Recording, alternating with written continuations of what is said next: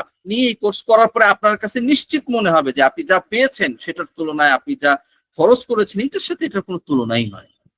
এরপর আমাদের এই কোর্সে 30 দিনের মানি ব্যাক গ্যারান্টি আছে। আপনি কোর্সে ভর্তি হন, 30 দিন পর্যন্ত সুযোগ।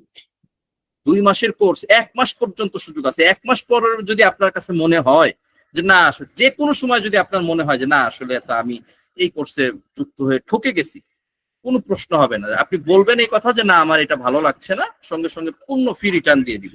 আপনার যে পরিমাণ ক্লাস করেছেন সেটার জন্য আমাদের কোনো দাবি থাকবে না।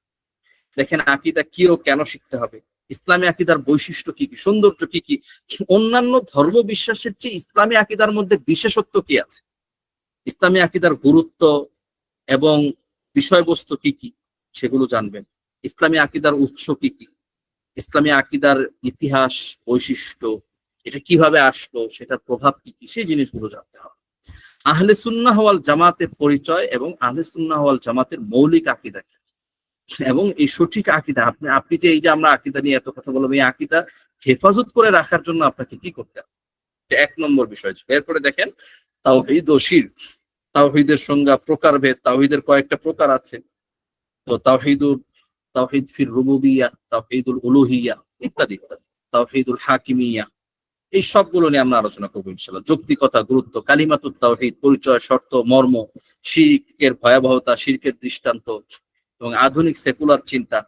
এরপরে কুফুর, ঈমান ভঙ্গের কারণ সমূহ, আল ওয়ালা ওয়াল বারা, এই শব্দটা হয়তো কেউ কেউ পরিচিত, মানে একজন মুসলমান কাফিরদের সাথে তার আচরণ কেমন হবে, এগুলো। কুফুরের পরিচয়, প্রকারভেদ, কুফুরের নিত্য নতুন আধুনিক রূপ কি কি, নিফাক এবং সেটার প্রকারভেদ, ইহুদি নাসারাদের আকীদাগত ভ্রান্তি এবং মুসলিম সমাজে এটার প্রভাব। এরপরে রিসালাত, নবী রাসূলদের পরিচয়, এটার ব্যাপারে আকীদার যা যা আছে সবগুলো বিস্তারিত আলোচনা, এটা একেবারে সংক্ষিপ্ত রূপ।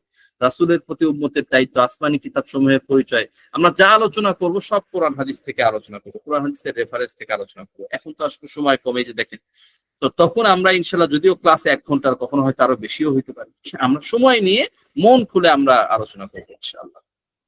সুন্নাহর মর্যাদা এবং হাদিস সংরক্ষণের ইতিহাস, ফেরেশতাদের ব্যাপারে আকীদা কি কি, ফেরেশতাদের ব্যাপারে কোরআন হাদিস কি কি বলা হয়েছে, তাদের দায়িত্ব, কাজের বিবরণ, জিনদের পরিচয়, জিনদের অস্তিত্ব প্রমাণ, কোরআন হাদিসে যা আছে সেগুলো, জিনদের প্রকারভেদ, জিনরা কি কি করতে পারে, কোরআন হাদিসে কি কি আছে এই সম্পর্কে, জিন সম্পর্কিত বিভ্রান্তি, কুসংস্কার, জাদুর, জিন, এগুলোর সম্পর্ক, জিন থেকে বাঁচার উপায়, কিয়ামত এবং হাসর নাসর, কবর।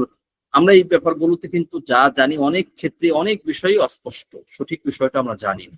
আমরা একেবারে কোরআন হাদিসের আলোকে, এই বিষয়গুলোর মধ্যে কোরআন হাদিসের আলোকে সম্পূর্ণ আমরা জানবো ইনশাআল্লাহ। কবর, আখিরাত, কিয়ামত, হাসর, বিচার, শাফাত, মিজান, পুলসিরাত, প্রত্যেকটা বিষয়ে কোরআন হাদিসে যা আলোচনা আছে বিস্তারিত জানবো ইনশাআল্লাহ। এগুলোর ব্যাপারে আকীদা বিশ্বাস, জান্নাত জাহান্নামের পরিচয়, আকীদা বিশ্বাস, কিয়ামতের আলামত সমূহ, কিয়ামতের বড় এবং ছোট আলামত সমূহ, এগুলো নিয়ে আমরা আলোচনা করবো ইনশাআল্লাহ। ঈসা আলাইহিস সালামের নাজিল হওয়া এবং দাজ্জালের এই পুরো ইতিহাসটা আমরা আলোচনা করবো ইনশাআল্লাহ। পুরো কোরআন হাদিসে এই ব্যাপারে যা আছে ইনশাআল্লাহ পুরো সবগুলোর সারাংশটা আমরা আপনাদেরকে তুলে ধরবো ইনশাআল্লাহ। তো তাকদীরে বিশ্বাস রাখার অর্থ, এটার যৌক্তিকতা, তাকদীর এবং মানুষের স্বাধীন ইচ্ছা, এই দুইটার সমন্বয় কিভাবে হয়, অন্যান্য আরো কিছু বিষয়, সাহাবায়ে কেরামের মাকাম ও বৈশিষ্ট্য, ইসমাতে আম্বিয়ার আকীদা, মুজিজা, কারামত, ইস্তিদরাজ কাকে বলে, পার্থক্য কি।